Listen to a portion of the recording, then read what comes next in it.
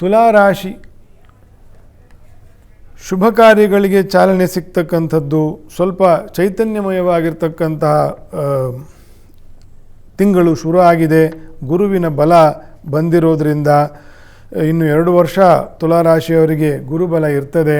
ಚತುರ್ಥಾಧಿಪತಿ ಷಷ್ಠದಲ್ಲಿ, ಚತುರ್ಥ ಪಂಚಮವು ಶನಿಯಾಗಿ ಷಷ್ಠದಲ್ಲಿ ಹೋಗಿರೋದ್ರಿಂದ ಶನಿಯ ಬಲವು ದೋಷವೂ ಇಲ್ಲ. ಆದರೆ ರಾಹುವಿನ ದೋಷ ಉಂಟು. ಪಂಚಮ ರಾಹು ನಿಮ್ಮ ಅದೊಂದು ದೋಷ ಇದೆ, ರಾಹುವಿನ ದೋಷ ತುಲಾರಾಶಿಯವರಿಗಿದೆ. ಸ್ವಲ್ಪ ಮಾನಸಿಕ ಬೇನೆಗಳು, ಅಸಮಾಧಾನ,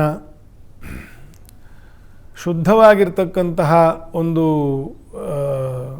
ವಿಷಯಗಳಲ್ಲಿ ಅನಾಸಕ್ತಿ, ಈ ರೀತಿಯ ಮಾನಸಿಕ ದೋಷಗಳಿಗೆ ಕಾರಣವಾದೀತು.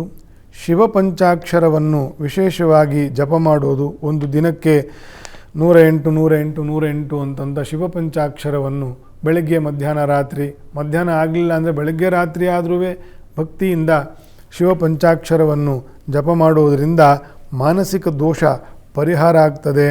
ಈಶ್ವರ ದೇವರಿಗೆ ಅದೇ ಪಂಚಾಕ್ಷರದಿಂದ ಅಭಿಷೇಕ ಮಾಡೋದರಿಂದ, ಮಾಡಿಸುವುದರಿಂದ, ರುದ್ರಾಭಿಷೇಕವನ್ನು ಮಾಡೋದರಿಂದ ಮಾನಸಿಕ ದೋಷಗಳನ್ನೆಲ್ಲ ಪರಿಹಾರ ಆಗ್ತದೆ. ತುಲಾರಾಶಿಯವರಿಗೆ ಪಂಚಮ ರಾಹು, ಯಾರಿಗೇ ಪಂಚಮ ರಾಹು ಇದ್ದರೂ ಕೂಡ ಈ ಮನೋವೃತ್ತಿಗಳ ದೋಷ ಬರ್ತದೆ, ಪಿತೃದೋಷಗಳು ಬರ್ತದೆ, ಶುಭ ಕಾರ್ಯಗಳು ಸ್ಲೋ ಆಗುತ್ತೆ.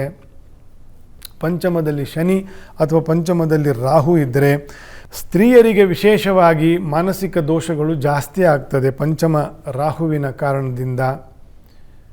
ಮಕ್ಕಳಲ್ಲಿ ದೋಷಗಳಾಗ್ತದೆ ಅಷ್ಟಮ ರಾಹು ಪಂಚಮ ರಾಹುಗಳಿಂದ, ಅಥವಾ ವ್ಯಯದಲ್ಲಿ ರಾಹು ಇದ್ದರೆ ಸ್ತ್ರೀ ಮತ್ತು ಮಕ್ಕಳಿಗೆ ಜಾಸ್ತಿ ಆಗ್ತದೆ.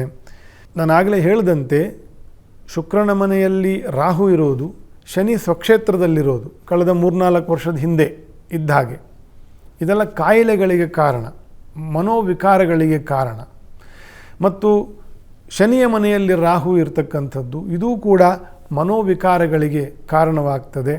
ಇದಕ್ಕೆಲ್ಲ ಗ್ರಹಾರಿಷ್ಟ ಶಾಂತಿಗಳು, ರಾಹುವಿನ ಜಪ ಅಥವಾ ನವಗ್ರಹದಲ್ಲಿ ರಾಹುವಿನ ಅಧಿಕ ಜಪ, ಅದಕ್ಕೆ ಮಣಿ ಮಂತ್ರ ಔಷಧ ಅಂತ ಮಂತ್ರೋಪಾಸನೆಯಲ್ಲಿ ಅದನ್ನು ಆ ದೋಷಗಳನ್ನೆಲ್ಲ ತೆಗೆದು ಆ ದೇವಿ ಪ್ರಸಾದವನ್ನು ಕೊಟ್ಟು ಅದನ್ನೆಲ್ಲ ಸರಿ ಮಾಡುವಂಥ ಅನೇಕ ಪ್ರಾಯಶ್ಚಿತ್ತಗಳಿದೆ. ಅದರಿಂದ ಸರಿ ಆಗ್ತದೆ ಕುಂಭದಲ್ಲಿ ರಾಹು ಸಂಚಾರ ಇರುವುದರಿಂದ.